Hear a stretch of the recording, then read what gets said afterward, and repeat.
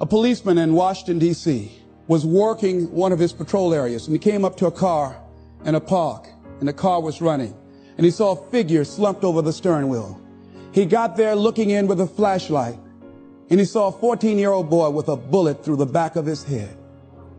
And he said, oh no, he has a son himself. That could have been his son. And he says, something ought to be done. We're losing too many young people.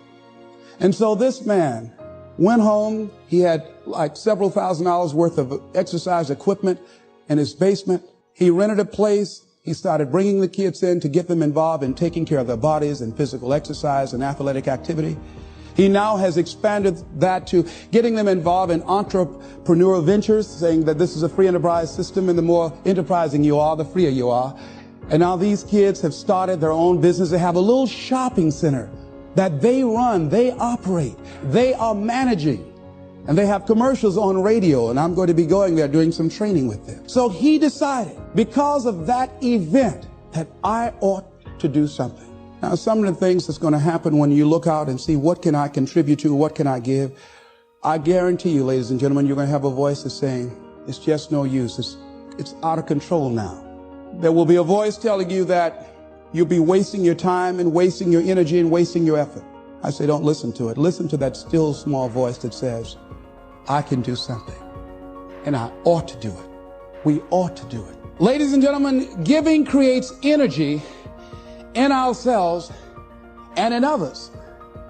Have you ever helped a blind person go across the street, or help a senior citizen, or give somebody some help? Just held the door for somebody, or an elevator. How many of you get a good feeling inside when you do something good for somebody? See, we're really giving to ourselves. See, that's really the law. When you are giving to yourself. That's who you're giving to. So you want to give yourself some good gifts. There's a principle underlying the concept of giving. The energy flowing through us as we do, that love generates abundance in our lives, and we are able to reap so much from life as a result of our giving. How are you giving up your life? Do you know, to the degree that you are giving, to that degree determines how much you enjoy life, how meaningful your life is.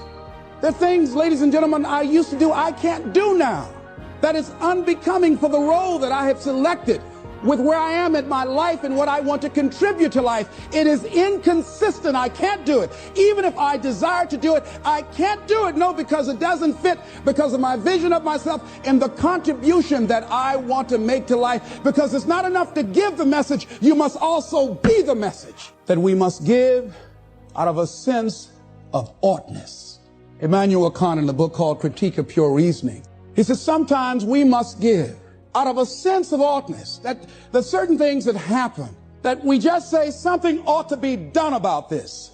Now, the reason that most people don't give is because they operate out of a consciousness of scarcity. They don't believe that there's enough to go around. They can't see themselves having the capacity to give. They don't believe that they have anything to offer. They don't see themselves as an opening for the universe to work through. So if you begin to look at this new era that we're in, begin to see yourself as an opening for the universe to move through, to work through, to make a difference in life. See yourself being used by life to improve the quality of life, to expand and to grow. Most people have a very limited view of themselves and a very limited view of the universe, do not see their relationship to the universe, and cannot see how energy and things can flow through them. I love Gibran and the prophet. Then said a rich man, speak to us of giving. And he answered, you give but little when you give of your possessions, but it's when you give of yourself that you truly give.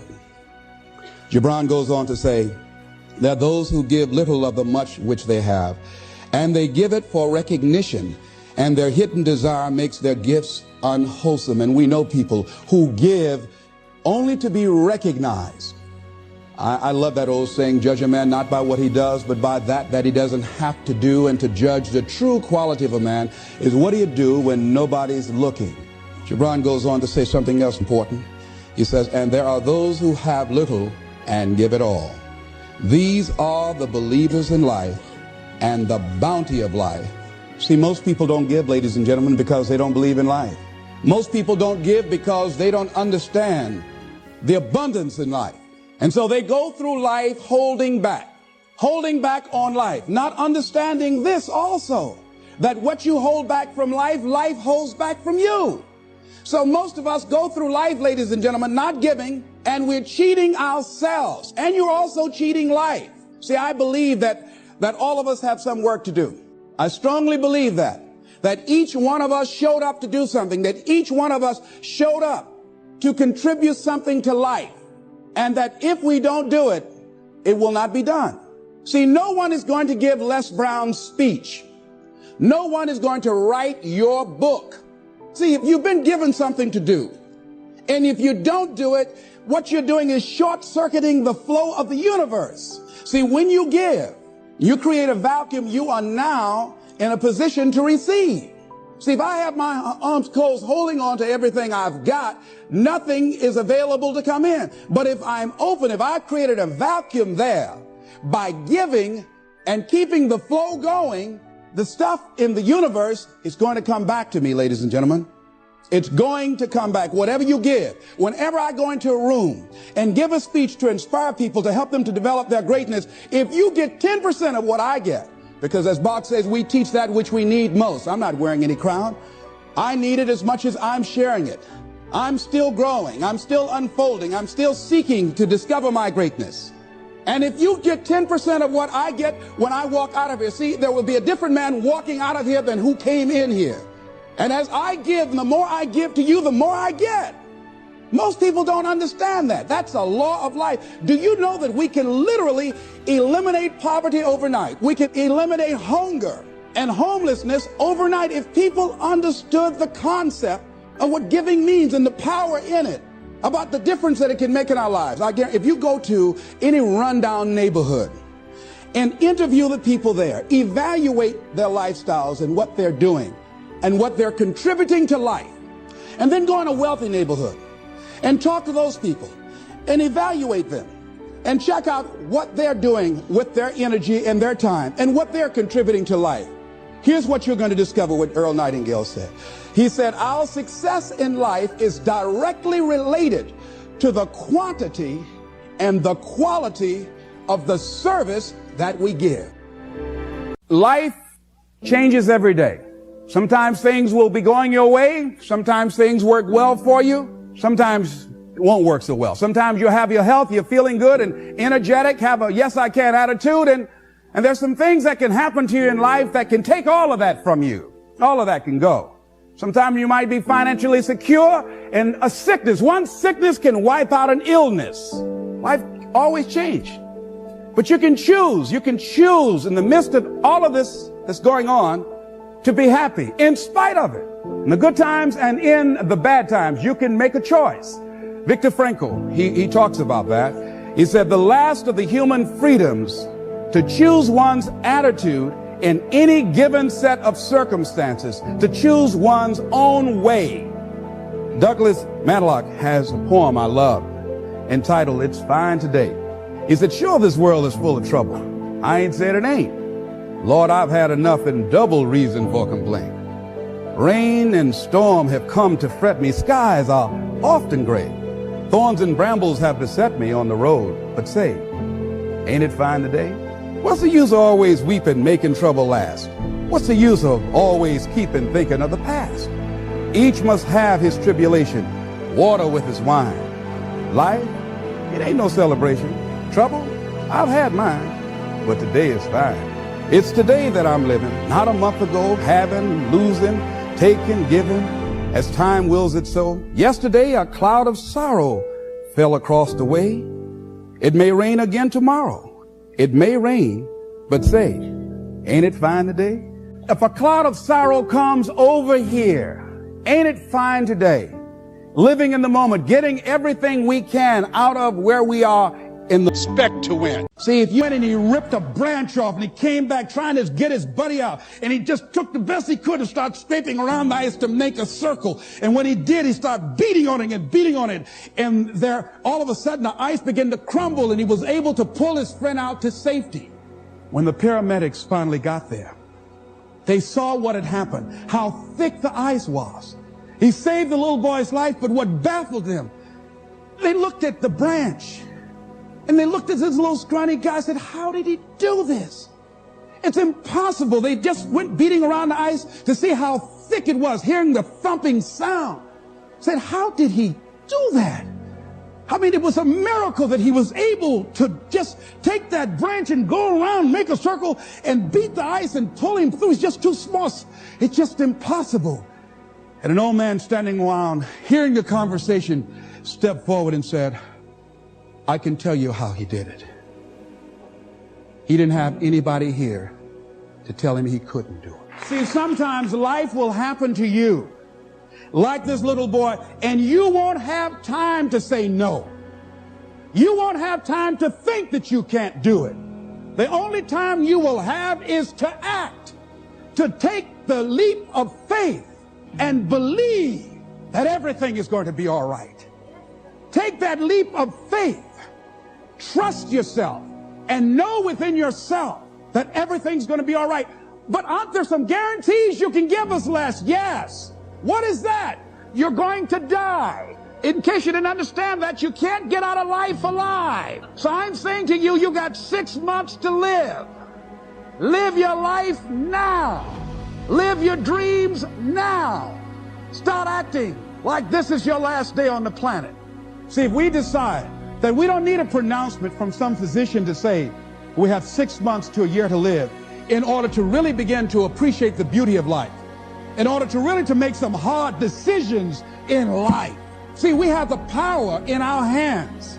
Like those little boys, we have that kind of power, that kind of genius, that kind of fortune, that kind of wealth, that kind of happiness, that kind of sense of fulfillment in our hands. We have that. We have that. It's in our hands. It's on us. And nobody can make that decision for us. We can give it away. We can give it to the company store for $400 or $500 a week, or we can exchange it for how people think about us, how they feel about us, and go through life and resign ourselves to be miserable as we go to our graves, looking good for everybody else, except to ourselves. Or we can decide, hey, wait, this is the only life that I have, and that is my volcano. And I'm going to take the leap of faith. I'm going to jump in it, and I'm going to handle it because I know the universe will never give me anything I don't have the capacity to handle. See, I say to you that you've got the power within you to handle any kind of volcano in your life, regardless of how it shows up, regardless of any kind of challenge that you might have in your life. I say to you, you got that in you right now. Where will it come from? Don't worry. If you trust yourself, it will come to you at the right time in which you need it. So I'm going to share with you how to break out of that. Whatever it is that you want to do, ladies and gentlemen, here's something that's very key for you. There must be on your part a willingness to do what is required, a willingness. If there are 75 things to do to achieve your goal, if there's one thing on that list of 75 that you're not willing to do, I guarantee you that's the first thing that will come up for you and will kick your butt. See, I always wanted to be a speaker and a trainer. I wanted to make an indelible impact in the training industry, but I didn't want to be a businessman. I'm a first-generation entrepreneur in my family. Because I was told I was dumb and stupid most of my life, I unconsciously developed a tremendous phobia about paper. If you say, let's write me a speech, I automatically become nervous. I can't write you a speech, but I can give you a speech. But I can't write you one. I can't tell you the principles of speaking and what it takes, but I can demonstrate it for you. I can show you how to speak, but I can't give you a written explanation for it. I'm not smart like my sister who graduated from the University of Miami, but I have people on my staff with her education that work for me, but I can't write stuff that they write, because that's not my area of strength. But so I had a fear. I felt I could not operate a business. And so I wanted to hire a consultant to take care of the details. I had given this consultant power of attorney to sign checks and handle my business. I called my consultant and said, listen, I've thought about this. It's time for me to grow. I've got to be willing to handle my own business. I want to meet with you. I need to develop a working knowledge of this. I've got to stop running from this. I've got to learn. Admit my ignorance and decide it doesn't have to be like this for me. To make a long story short, my consultant canceled 14 meetings with me. And when I finally got my books back and have not seen my consultant to this day, I knew why. That thousands of funds have been embezzled from my account. Now, whatever happened in our lives, we allow it, we permit it, and we promote it. So it was just an education as my career is going up, not coming down, but it's going up. It was just a tuition I had to pay in the universe because I wasn't willing to learn. I wasn't willing to do that. Now, here's something else that's fascinating. I said, okay, see, if you're not willing to grow in life, life will kick your butt until you surrender. So I said, okay, I'm willing to learn. And here's what I discovered. It's not as hard as I thought it would be. It has blown my mind. I've been running from things that I consider difficult, and if I had known it's this simple, I'd have been doing it long before. But I wasn't willing to grow. I wasn't willing. I didn't have the willingness to do everything that was required, and therefore it kicked my butt. So you've got to decide to grow. See, most people won't try and grow. Now, why wasn't I willing to do that, ladies and gentlemen? Because I didn't want to fail. I didn't want to look stupid. I didn't want to admit the fact that I didn't know something. 85% of people in life allow their fear of failure to outweigh their desire to succeed. See, if you know how to do something right, well, it only makes sense to do it right. But see, I wasn't willing to be a businessman badly. See, if you want to make it in life, here's how you can begin to make your goal, ladies and gentlemen. Decide to make your life a great experiment. See, most people want to experiment, ladies and gentlemen. Most people want to be perfect when they come out the gate. Most people want to do things right all the time. You're not going to do everything right. You're going to make a lot of mistakes. You're going to have a lot of failures. You're going to have a lot of struggles. You're going to feel dumb and ask questions and don't know what to do or where to go. And that's part of growing. That's part of the experimentation process. See, life is about living. Life is about growing. Life is about challenging yourself. Life is about stretching. So think about that. Decide to make your life an experiment. Decide to take some chances and come out here in the universe and find out what you're made of. Another challenging area in terms of nurturing and developing that hunger in yourself is learning the art of becoming single-minded, learning how to concentrate, learning how to focus in. And you'll be surprised at the things that you're able to do. When you learn how to block things out, when you learn how to keep thine eyes single, you'll be surprised at the ideas that will come to you, of the people that you'll be able to attract, of the opportunities that you'll be able to see. You'll begin to see things that have been standing there looking you in the face, say, I can't believe this has been here all this time. Here's a habit that I do. Maybe it might be of some value to you. I get up in the morning and I start writing what great ideas that I can think of today that can improve me and that will enable me to reach my goal. And I just let my mind flow. Sometimes I write 15, 20 ideas. Some days it's more difficult than others. It was Whitney Young. He said, it's better to be prepared for an opportunity and not have one than to have an opportunity and not be prepared. One idea can turn your life around. Deciding that you're going to focus to develop your skills. The guy was the new owner of a baseball team that was in the basement of the league when he took it over. He went to the pitcher and he said, what is your best throw? And he said, well, I got a good curveball and I've got a good fastball. And he went on talking about his different throws. He said, but tell me this, what is your best throw? He thought for a moment. He said, I've got a good fastball. He said, that's all I want you to work on. Nothing else. Just develop your fastball. The next year, they went to the World Series. Most people don't know where their fastball is. Most people go through life never discovering what their talents are. Most people never develop their talents. They have skills and abilities, but if you don't nurture them, if you don't develop them, they will never serve you. Your gifts can take you many places if you develop your gifts.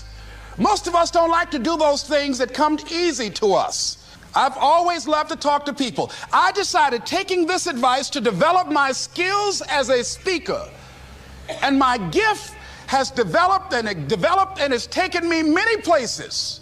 You have something that you brought to the universe, and that if you decide that my life deserves my developing this, what I do well, and becoming the best at it, and mastering myself, and seeing what I have within me, if you decide to drop your buckets where you are and develop your gifts, I grant you, you'll never ever be without. I grant you that your gifts will take you places that will literally amaze you. I grant you that if you begin to work to develop your gifts, you'll develop a strong sense of happiness. You'll get a larger vision of yourself, because part of beginning to get a larger vision of yourself, all of us need some area of our lives where we can have a feeling of competence. That people know when they think about this area, that's something you do. That you eat and sleep that. And that you do that. You do that. So you've got to work on it. Has anybody ever seen something for you that you didn't see it for yourself? I didn't see that for myself. Maybe that's why my favorite book says, eye is not seen, ear has not heard, nor has entered the heart of mankind what God has in store for you. Because of what he saw in me, he inspired me. He gave me a vision of myself beyond my circumstances, beyond my mental conditioning, and beyond the job where I was, because I thought I was just a disc jockey. I love that. I master a microphone. You drop me in any city, I can master a microphone. I can turn a city upside down with a microphone. But I had more in me than I was expressing, and I did not know it. And because of his encouragement, I became a community activist. Because of his encouragement, I started doing a talk show called Voice of the People. Because of his encouragement, when I got out of radio, I ran for the Ohio legislature, and I was elected. And because of his encouragement, I passed 14 bills my first term. Because of his encouragement, I was elected 3 times and became the chairman of the Human Resource Committee. Because of his encouragement, I became a public speaker. Because of his encouragement, I became an author. Because of his encouragement, I did a show for King World called The Les Brown Show, and they paid me $5 million, $2 million not to speak. Because of his encouragement, I produced specials for PBS, public television. They said, you couldn't do that. You don't have a college education. It's educational television. Because of his encouragement, I did so many things I had absolutely no idea that I could do. I encourage you to live full and to die empty. There's more in you right now than just working on a job where they pay you just enough to keep you from quitting, and you work just hard enough to keep from getting fired. And when you make the decision and identify that key area of your life that you need to make a radical change, things will begin to open up for you. Now, here's the other thing that's very important. Once you identify your goal, I want you to get, if possible, a visual picture of your goal. My major goal was to buy my mother a home. I got the picture of the home with a 12-foot swimming pool and a basketball court on a golf course. I bought that home for my mother. It cost just over $400,000. It's 10,000 square feet. I had a picture long before I had the money and the down payment to get it. My goal was to be known nationally and internationally as a speaker. I had that goal. I had a card that I had on one side, asking and shall be given, seeking ye shall find, knocking and shall be opened. On the other side I had, I'm the world's #1 orator. I produced that result in my life. I had a goal of becoming a talk show host. I used to watch Phil Donahue, and I put my picture on the screen of the television as I listened to the program. I visualized myself there, and I was called by King World Production, and I had my own talk show. Well, it was the highest rated, fastest canceled talk show in the history of television. It's called life. Now, here's something else. You will fail your way to success. Trust me on that. You can have a lot of failures, a lot of disappointments, but you will fail your way to success. Goethe says, that which does not kill you will make you stronger. See, 85% of people allow their fear of failure to outweigh their desire to succeed. That's why you have to be of good courage. You have to have courage. When life knocks you down, I have a saying, try and land on your back, because if you can look up, you can get up. So once you look at and decide the goal that you want to put some things, put a treasure board or a goal board and have pictures of the goal that you want to achieve, so you can see it every day when you get up in the morning and the last thing at night. You're programming your subconscious mind, where 9 out of 10 decisions that you make comes from there. I used to do door-to-door sales, and I was working with another friend of mine, and door-to-door sales, I mean, it's punishing. It's cruel and unusual punishment. And I was a little boy knocking on the door. Hello, would you like to buy a nice working television set? No money down? No! Bam! They slammed the door in your face. And the friend of mine that was working with me, they slammed the door in his face, and I looked back and he was going to the car. He said, I can't do this. And he sat down in the car and he said, you go ahead, I'll be here when you get back. Now, he had a mother and father to take care of him. My mother was ill. I am adopted. I was hungry. I had to go on. I learned something about myself. That when you step into your fears, somebody said, it was Winston Churchill, he said that courage is going from failure to failure without losing enthusiasm. When you step into your fears and continue to push yourself to go on, something happens for you. It will enable you to transcend yourself. I went to the next store. You like to buy a nice working television? No! Bam!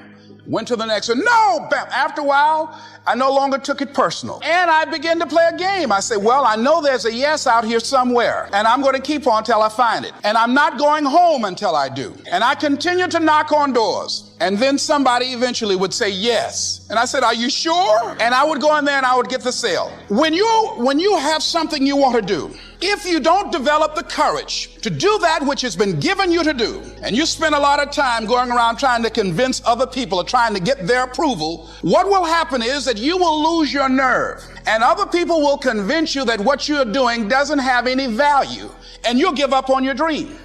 It's an interesting thing about life, I've also found, that if you don't have the courage to act, sometimes, and particularly, if you have something special to do, life will move on you. Abraham Maslow said that life is about growth. And he said, you can either go back to your comfort zone, and there you won't find any growth, or you must be willing to go forward and face your fears again and again and again. Because you're never going to have a fear-free existence. I mean, some fear is acceptable and legitimate. There are some things that you really should be afraid of. Now, you shouldn't allow it to immobilize you. You acknowledge it, you take it into account, and you carry yourself accordingly. There are times that we should proceed with caution. But it's the difference between being stopped by fear. It's the difference between having a fear and the fear having you. So what do? One, acknowledge it and knowing that it's okay. Don't condemn yourself for being afraid. It's perfectly fine to have some fears. You acknowledge your fears, you embrace those fears, and then you move on. You act on whatever it is that you fear. Because once you embrace it, see, what you resist will persist. What you resist will persist. So one of the most important things is to begin to embrace your fear. So what we've got to begin to do, how do we handle that? What's the process? Because it's all up in here.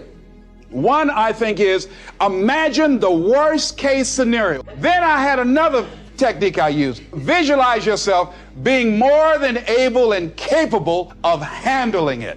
I used to have a tremendous inferiority complex about speaking before people that I felt who had more going for them than I did. Because I'm not college trained, I used to feel that college people were the most intelligent people on the planet. And there was nothing I had to say for them. And what will they listen to me for? That's the way I felt. And so I had to visualize myself speaking before them, speaking before various audiences that had more going for them than I did, and realize and appreciate my own value, and that I was a worthwhile person, even though I didn't have all going for me. I didn't have the money, I didn't have the education that they had. So part of the process is seeing yourself, being worthy, being capable, having what you need to make you a worthwhile person, and that you're more than able, and that you deserve to be listened to, or you deserve to have that dream and that passion and whatever it is that you see and envision there. You've got to see it in your mind's eye and know that you've got what it takes. So deciding as you look at your life, as you look into the future and say, what fears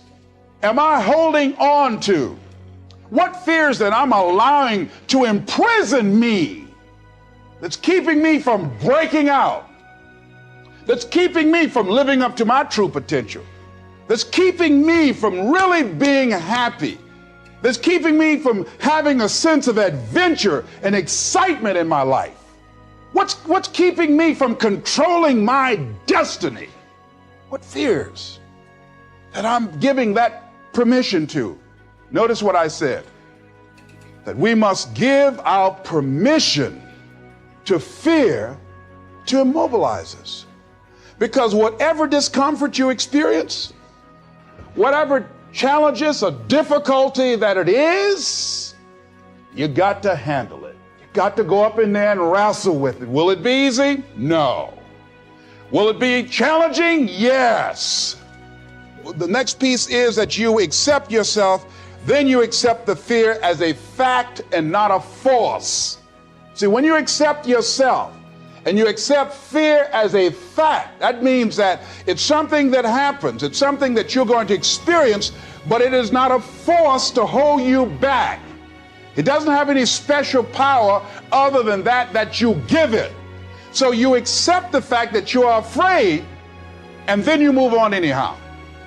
You move on past it and you do whatever you've got to do. See, when you are not filling your life with the things that you are capable of doing. See, we all have some stuff that we've been given. And I don't think that it's optional for us to sit on what we have. See, if you're sitting on what you have, what you've been given, and I think everybody's been given something to bring to the planet, that only you can do that, only you can perform that, only you can initiate that activity. And if you don't do that, if you're not filling in your life with your life work or your mission, then there are gaps in your life. And what we do when we're not living out our true identity, we begin to fill the gaps. We fill the holes with garbage, alcohol, drugs, worry, self-destructive behavior. So when you begin to look at your life and you know that you're not doing what you can do because you have allowed yourself to be held captive by your fears. Here's what I discovered that happens to you in life, that you will go through things, and while you're going through them, you can't understand why it's happening to you. But after you go through it and you get back and you look at it and you say, oh, now I understand why I needed that lesson. That I couldn't understand it then. But after I got through it, then I saw that was preparing me for bigger and better things. That as you go through the challenges of life and you look at it and embrace whatever comes to you, don't run from it. Step toward it. Don't try and duck it like most people do. See, most people want it easy. When you handle those hard things close at hand, making those hard decisions right now that you don't want to make, learning those things that you don't like to do, but you know that in order for you to get where you want to go, this is one of the hoops that you have to flip through. And I'm saying to you, whatever you got to do it, because if you don't, life is going to whoop you until you surrender and say, okay, all right, I cooperate, okay, I learned, okay. It had to wear me out a long time. So if it's hard, then do it hard. Now, how do you hang in there during the hard, difficult times? Les, you must have faith. You've got to believe in yourself. You've got to believe in your abilities. You've got to believe in your service, your company, your ideas, unquestionably. You've got to have faith, and that faith gives you patience. That it's not going to happen as quickly as you want it to happen. A lot of things are going to happen that will catch you off guard. And so therefore you've got to deal with and handle it as it comes. And not only that, but that faith and patience drives you into action. You've got to keep moving and keep plugging away. And some people, ladies and gentlemen, they stop because they don't see instant results. It doesn't happen quickly. They stop. Oh, no. You've got to keep on watering your dream. When you're working at your dream, somebody said the harder the battle, the sweeter the victory. Oh, it's sweet to you. It's good to you. Why? See, when it's hard and there's a struggle, see, what you become in the process is more important than the dream. That's far more important. The kind of person you become, the character that you build, the courage that you develop, the faith that you're manifesting. Oh, it's something that you get up in the morning, you look yourself in the mirror, you're a different kind of person. You walk with a different kind of spirit. And people know that you know what life is, that you have embraced life. You knew it was hard, but you did it hard. For us to begin to look at the future and know that it's possible that we can have our dream. Yes, it is.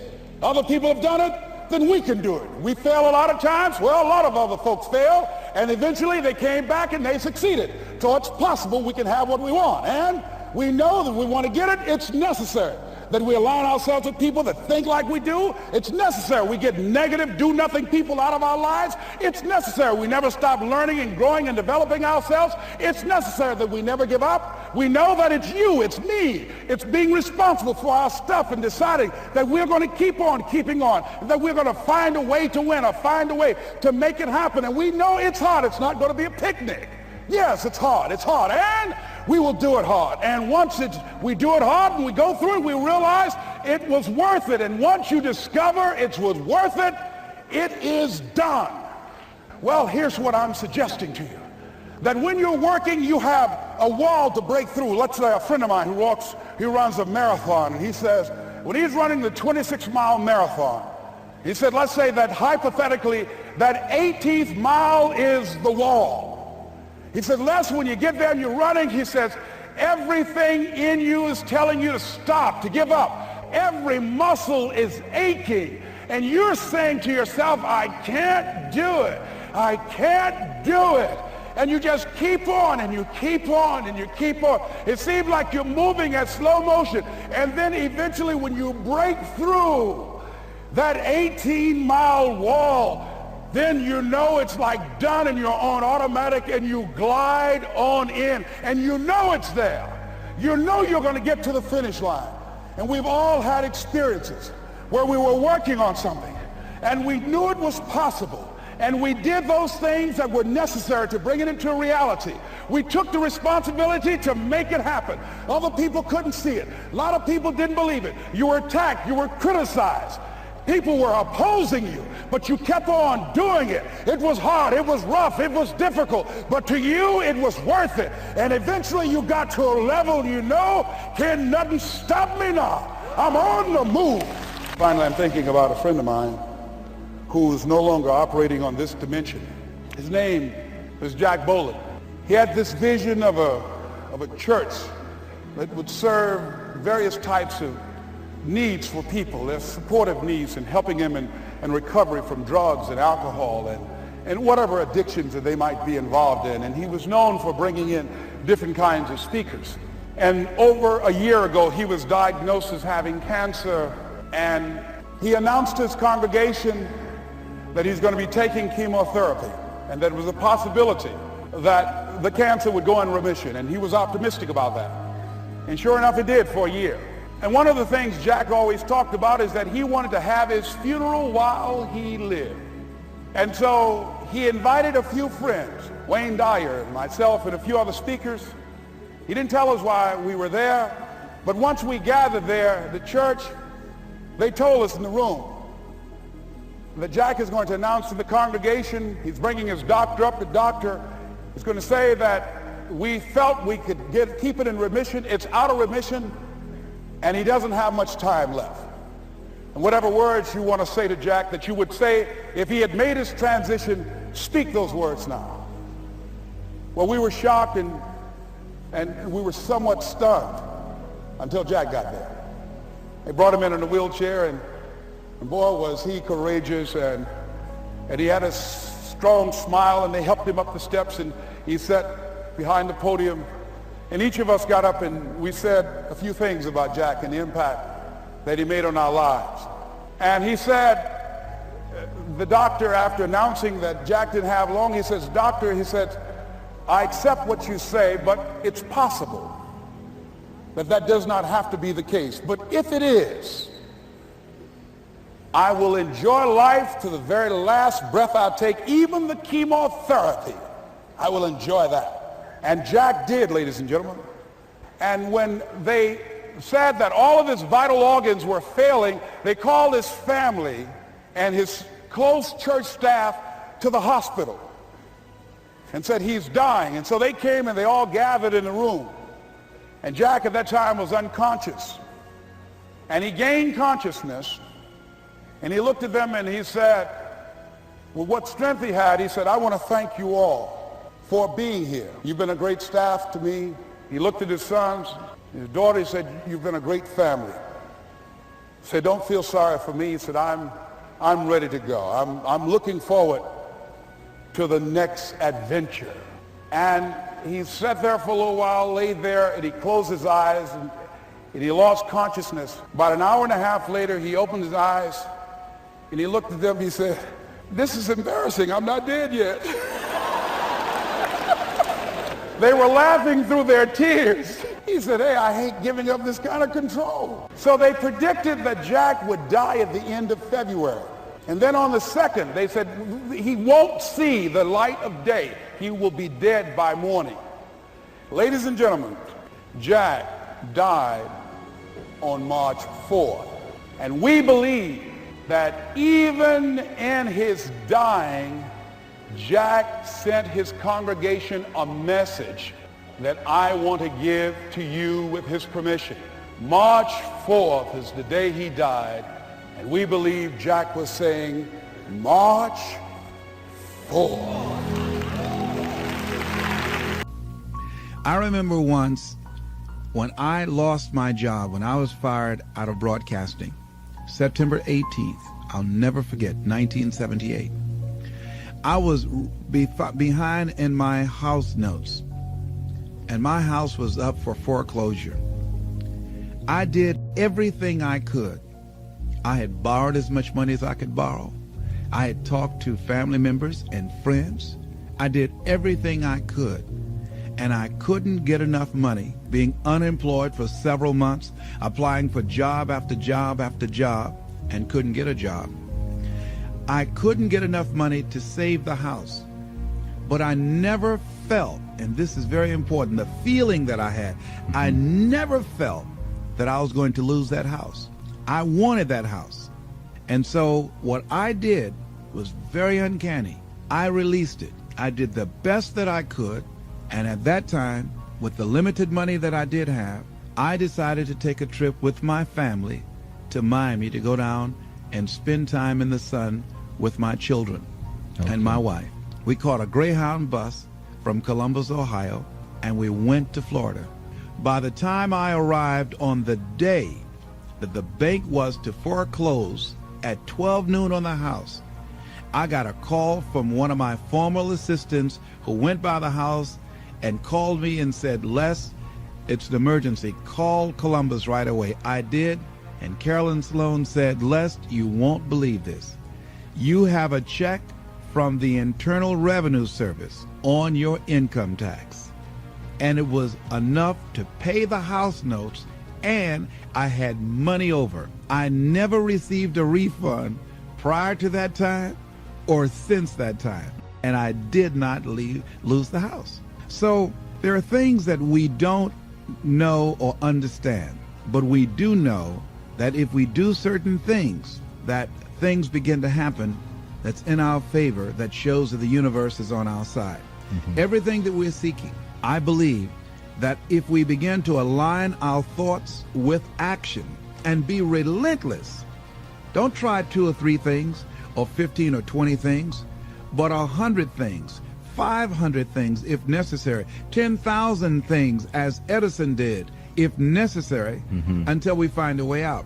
Many of us, we eliminate many possibilities for ourselves because we really don't do all we can do.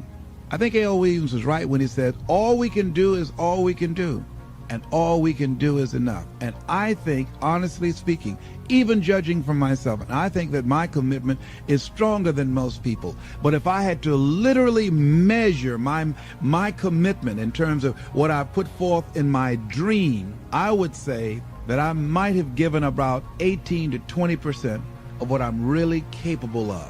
As high in consciousness as I believe that I am, comparatively speaking, where I used to be, I'm still nowhere near reaching 50% of the commitment that I can make to accelerate the growth and the development of my dream and the manifestation of the things that I know within myself that I'm capable of producing. So our biggest challenge is beginning to look at within ourselves to remove those energy blocks, because if we're not producing the income that we want, let us not look outside of ourselves, but look within ourselves to find out, how am I blocking me? Am I really giving it all that I have? Am I really being as creative as I can be? Am I really unstoppable? Am I as relentless as I can be? Am I exhausting every means possible? Am I turning up every rock to find what it is that I'm looking for. How is it that one man or woman can do it and do 1,000,000 times more than these other people and the other ones don't? It has to be consciousness. It has to be, and when we talk about consciousness, we're talking about a collection of our thoughts, our feelings, and our emotions and experiences used as an active force to produce in our lives that which we want to produce. Because everything that exists in life, the microphones that we're speaking in, the shoes that we have on our feet, the chairs that we're sitting in, the clothes that we're wearing, the homes that we live in, the cars that we drive, all of that came out of our consciousness. That all came out of the invisible into the visible. And man was the vehicle, the outlet to produce that. Wherever we are stopped in our dream, we stop at a place called willingness.